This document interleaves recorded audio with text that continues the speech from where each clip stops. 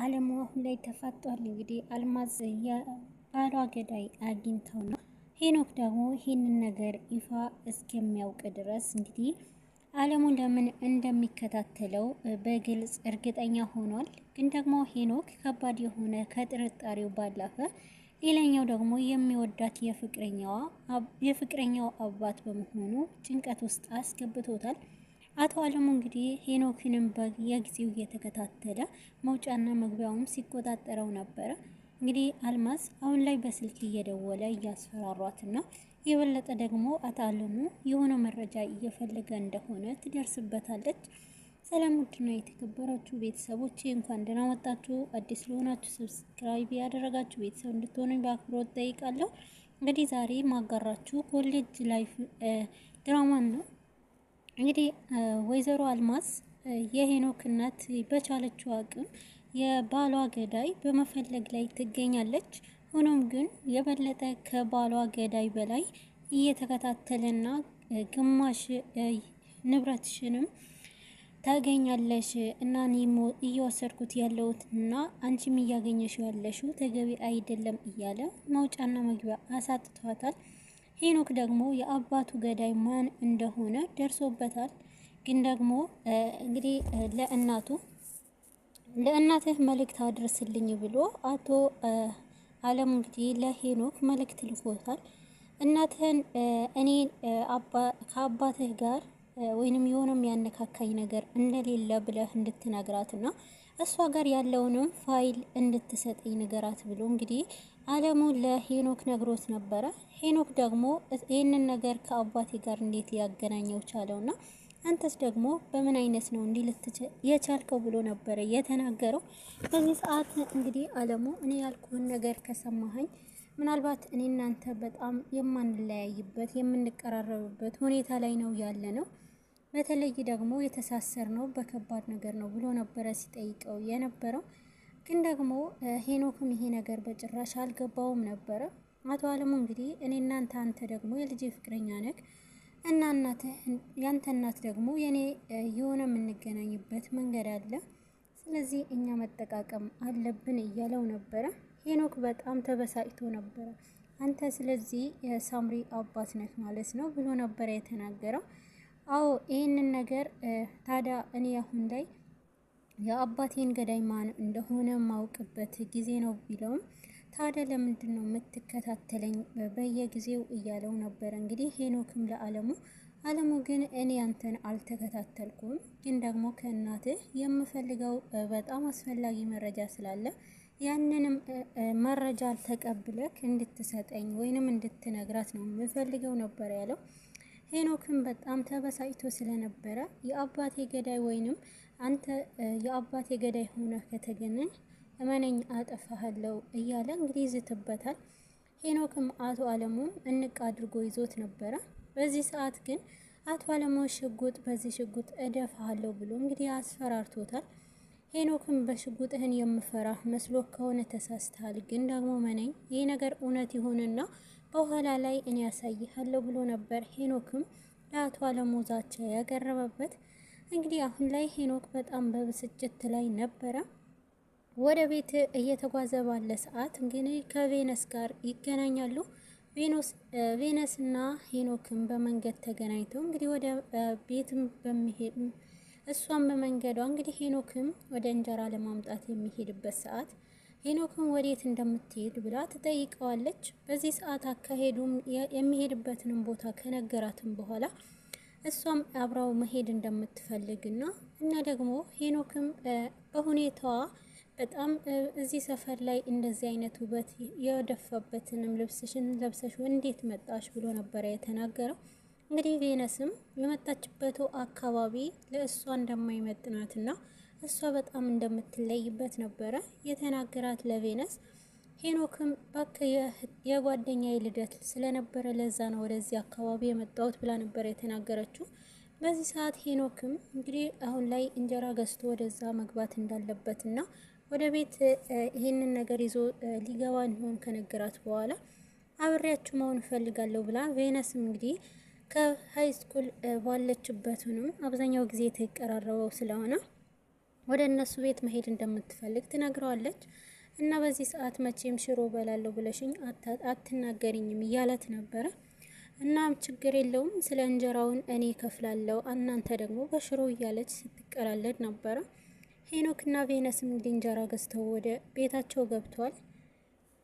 ሄኖክም ከእናቱ ከአልማዝ ጋር ሆኖ እንግዲህ ምግባቸውም እየበሉ በነበረ ሰዓት እናቱም አልማዝ ወዳታለች። ለቬነስም በጣም በጭቅጭቃቸው መሀል በጣም ታስቀናላችሁ፣ ደስ የምትሉ ናችሁ እያለች ልጇንና ቬነስንም እንደወደደቻቸው በጣም ደስተኛ ሆና ስትናገር ነበረ።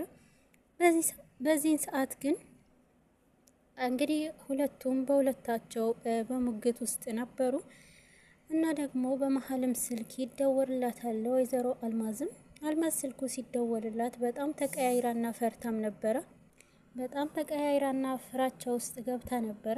ሄኖክም ይህንን አስተያየቷ ካየ በኋላ በጣም ነበረ የደነገጠ። እማዬ ምንድን ነው የተፈጠረ ነገር አለ ብለዋታል።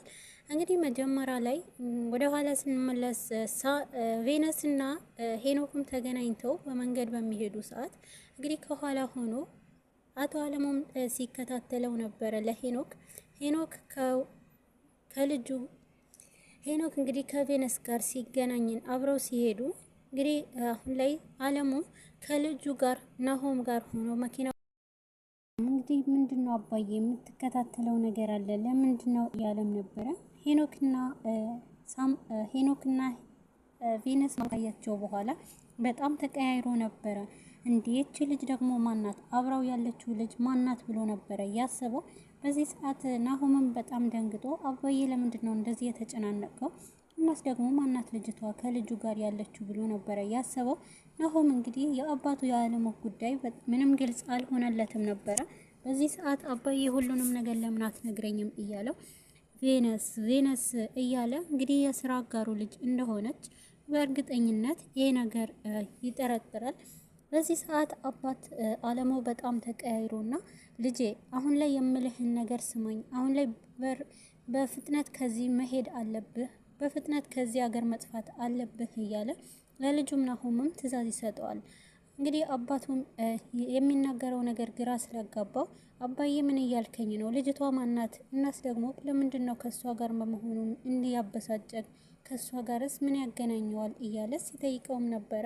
በዚህ ጊዜ ግን አለሙ ልጄ እሷ እኮ ሳምሪ ምናምን ብሎ ቬነስ ብሎ በሚናገር ሰዓት እንግዲህ ቬነስ አወቅኳት እያለ ናሆምም ሁሉንም ነገር እንደገባው ከአባቱ ጋር ይስማማል።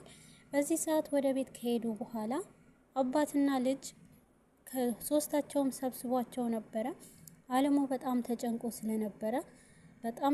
ስለነበረ ናሆምንና ሳምሪንም አብሯቸው ቁጭ አድርጎ ልጄ አሁን ላይ በፍጥነት ከዚህ መሄድ አለብህ ግዴታህ ነው ብሎ እንግዲህ ለናሆምም ከዚህ መውጣት እንዳለበት ነበረ ሲያወራው የነበረው። በዚህ ሰዓት ግን ናሆምም አባዬ ከቅድም ጀምረህ በጣም ተጨናንቀሃል፣ ምንድን ነው የምትለው? ወዴት ነው መሄደው? ወዴት ነው የምገባው? እያለ እንግዲህ ናሆምም ለአባቱ ጠይቀው ነበረ። አሁን ላይ ያለውንም ልብስ በቂ ነው፣ ግን ግዴታ ማምለጥ አለብህ ከዚህ። እኔ ለሁለታችሁ ህይወት ስል ነው፣ ለእኔ ህይወት ምንም ግድ አይሰጠኝም ብሎ ነበረ ያሰበው አለሙ የተናገረ የነበረው። እንግዲህ ሳምሪን በመነሳት አባዬ ምን እያልከን ነው? ወዴት ነው የሚሄደው? ወንድሜ እያደነጋገርከው እኮ ነው። ወዴት እንዲሄድ ነው የምትፈልገው? እያለች ሳምሪም ለአባቷ ስትጠይቀው ነበረ። አባትም ይሄ ነገር በጭራሽ አሁን ላይ ልነግራችሁ አልችልም፣ ግን እመኑኝ ስለ እኔ ህይወት ተጨንቄ ሳይሆን ስለ እናንተ ስለማስብ ነው ይሄ ነገር በፍጥነት እንዲሄድ የማደርገው በማለት ለሳምሪ መልስ ይመልስላታል። ሳምሪም በጣም ውስጧ እንደተጨነቀ ወንድሟም እንግዲህ ናሆምን ምንድነው አባዬ እባክህ ንገረን፣ ጭንቀታችን ለኛ ብለህ ከሆነ ለምን አንጋራህም ብላ ነበረ የጠየቁት። በዚህ ሰዓት በዚህ ሁኔታ ላይ ልነግራችሁ የምችለው አንድችም ነገር የለም። ነገር ግን ያላችሁ ነገር አጥታችሁ ጎዳና ላይ ልትወጡ ትችላላችሁ። ስለዚህ ይህንን ነገር በእናንተ በኩል ሳልቀደም መቅደም አለብኝ ብሎ አንድ ምላሽ ይሰጣቸዋል። በዚህ ሰዓት እንግዲህ መኪና ውስጥ ባሉ ሰዓት አቶ አለሙ ይህንን ንብረቴን ማሸሽ የምችለው በአንተ በኩል ነው ብሎም ለናሆም ነግሮት ነበረ። ናሆምም ይህንን ነገር አባዬ ምንድን ነው እያልክ ያለው ብሎ አስጨንቆ መልስም ጠይቆት ነበረ። ናሆምም የመለሰለትን ምላሽ ከአባቱ ምላሽ ያገኘው በፍጥነት ከዚህ መራቅ አለብህ ብሎ ይነግረዋል። እንግዲህ ቤት ከደረሱ በኋላ ናሆምም በፍጥነት በሱ ስም አድርጎ ንብረቱንም ባንተ አድርጌ ማሸሽ አለብኝ፣ አንተን ተጠቅመው እኔንም ለመጉዳት ይሞክራሉ ብሎ ነበር አቶ አለሙ እንግዲህ ለናሆምም እንዲርቅ ያደረገው። አሁን ላይ ወይዘሮ አልማዝና ከሄኖክም እንዲሁም ከቬነስም ጋር በጣም ተቀራርበዋል። ግን ደግሞ በትምህርት ቤት ውስጥ ሆነው ከሄኖክ ጋር አብዛኛው ጊዜ ቬነስን መቀራረብ ትፈልጋለች። ግን ደግሞ ሳምሪ ይሄ ነገር አላስደሰታትም። እንግዲህ ሄኖክና ቬነስን በመንገድ ድጋሚ ተገናኝተው አብረው በቆሙበት አይታቸው ነበረ። በዚህ ጊዜ ግን ከመጀመሪያውንም ሳምሪና ሄኖክም ተገናኝተው ስለነበረ ሳምሪም ሄኖክ ስታገኘው ሄኖክ በጣም እንደተጨነቀና ጭንቀትህ ምንድን ነው ንገረኝ፣ እኔ እኮ ሁሉ ነገር እጋራሃለሁ፣ አንተንን ስትከፋ ማየት አልፈልግም ብላ ጠይቀው ነበረ። ሄኖክ በጣም ጭንቀት ውስጥ እንዳለ ለእሷ እንኳን መናገር አልቻለም። እንግዲህ ቬነስም ቀድማ ጠይቃው ስለነበረ ቬነስም ስላንተ ጉዳይ እኔም ያገባኛል ጓደኛ የኮነህ በማለት ነበረ ሁሉንም ነገር የጠየቀችው። ቬነስም ይሄ ነገር ስትጠይቀው ምንም ነገር አልሆንኩም የሆንኩትም ነገር የለም ብሎ እንግዲህ ቬነስም እንዳትጨነቅና እና ለጓደኛ ለኔ ካልነገርከኝ ለማን ትናገራለህ ብለው ነበረ። ሄኖክም ምንም መናገር ጊዜው አይደለም እያለ እንግዲህ ስለ አባቱ ገዳይ ትክክለኛ መረጃ ባይሆንም እንዳገኘውና እንደደረሰበት ሲነግራት ነበረ። ነገር ግን ታዲያ አንተ ለምንድን ነው የምትፈራው? እናስ ደግሞ ይሄ ሰውዬ የምትለው ለምን ይከታተልሃል ብላ ነበረ የጠየቀችው። በዚህ ጊዜ እሱን አላውቅም፣ ግን ደግሞ የማውቀው ነገር ይሄ ሰውዬ ምናልባት ከአባቴ መሞትና እሱን ምናልባት ብላ ነበር ስትጠይቀው ነበረችው ሲነግራት የነበረው። ታዲያ ለምን ትፈራዋለክና ተጋፈጣለክ እያለች ነበረ። እና ደግሞ ጠላቶችህንም ለመጋፈጥ ግዴታ መሳሪያ ያስፈልግሃል ብለዋለች። እንግዲህ በዚህ ሰዓት መሳሪያ ምንም አያደርግልኝም እና መሳሪያ የሚይዘው ሰው እኮ ሰው የሚገልበት ነው እያላት ነበረ። ቬነስም ግዴታ ሰው መግደል ብቻ ሳይሆን ራስም ለመጠበቅ መሳሪያ ያስፈልጋል እያለች ስትነግረው ነበረ። እንደዚህ አይነት ነገር የተናገርኩ እኔ አባቴ ከልጅነት ጀምሮ ያስተማረኝ እንግዲህ መሳሪያ ከልጅነቴ ጀምሮ መሳሪያ ነው እጄ ላይ የሰጠኝ በማለት እንግዲህ ቬነስን አባቷ ጥሩ ነገር እንዳስተማራ ስትናገር ነበረ።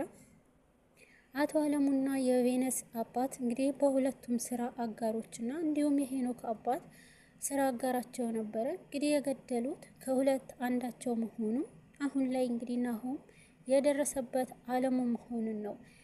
እና ደግሞ ሄኖክም ከቬነስ ጋር በመቀራረቡ ደስተኛ ብትሆኑ ወይዘሮ አልማዝ ግን በመሀልም እቤት ውስጥ ስልክ ሲያወራ ደርሳበታለች። ቬነስ እያለ ስለ አባቷ ስም ሲጠራ ስትሰማ በጣም ደንግጣለች ወይዘሮ አልማዝ። በዚህ ሰዓት እንግዲህ ከአቶ አለሙ ቀጥሎ ያለውንም የአባቱ ገዳይ የእሷ አባት እንደሆነ ትደርስበታለች። አሁን ላይ ሳምሪ ከቬነስ ጋር በመገኘቱ ሄኖክም በጣም አናዷታል። የበለጠ ደግሞ ቬነስም ለምንድን ነው ከሄኖክ አካባቢ የማገኘሽ? በሱ ቀልድ አላውቅም ከሱ ራቂ ብላ እንግዲህ ታስጠነቅቃታለች።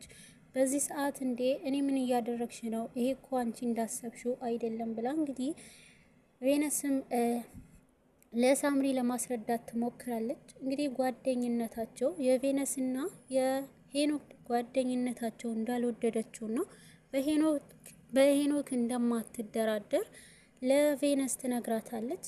አንቺ ያሰብሽው በተሳሳተ መንገድ ነው ብላ ነበረ የተናገረችው።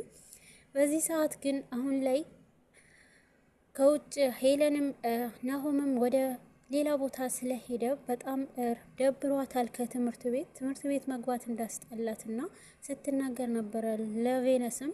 ቬነስ ለምንድን ነው የሚደብርሽ? ለትንሽ ጊዜ ነው፣ እኔ ደግሞ ጓደኛሽ አለውልሽ እያለች ስትነግራት ነበረ። ቬነስም አለውልሽ ስላለቻት ሄልንም በጣም ደስተኛ ነበረች። ግን ደግሞ እሱ ያላትንም መንገድ ገጠር ቤተሰቦቹም ሊጠይቅ እንደሄደ ነበረ ሄኖክም የተናገረው። ሄኖክ ግን ይህንን እውነታ አላወቀም ነበረ።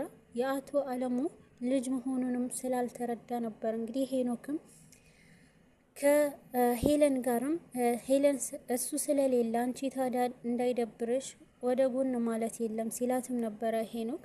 በዚህ መሀል ግን ቬነስም በጣም በሳምሪ እንደተናደደች ለሄለን ስትነግራት ነበረ።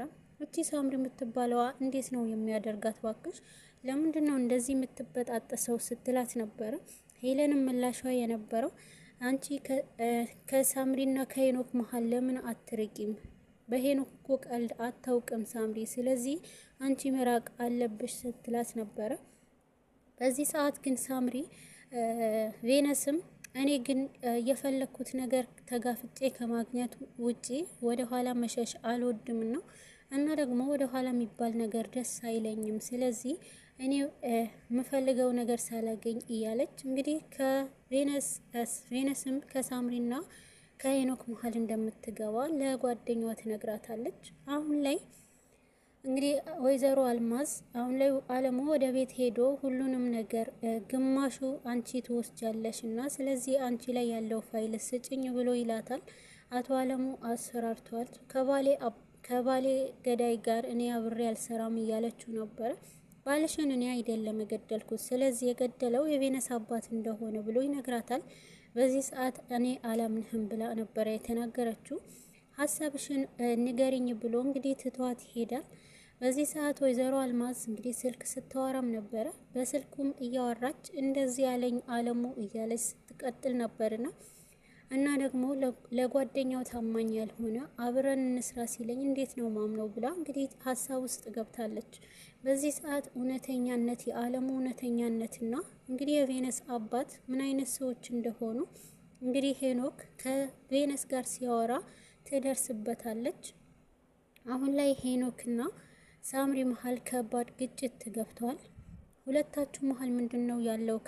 ከቬነስና ከሄኖክ መሀል ያለው ግንኙነት ምንድን ነው በማለት እንግዲህ ለቬነስም ጭንቅላቷ ይዛ ጸጉሯም ስትነጫት ነበረ ሳምሪ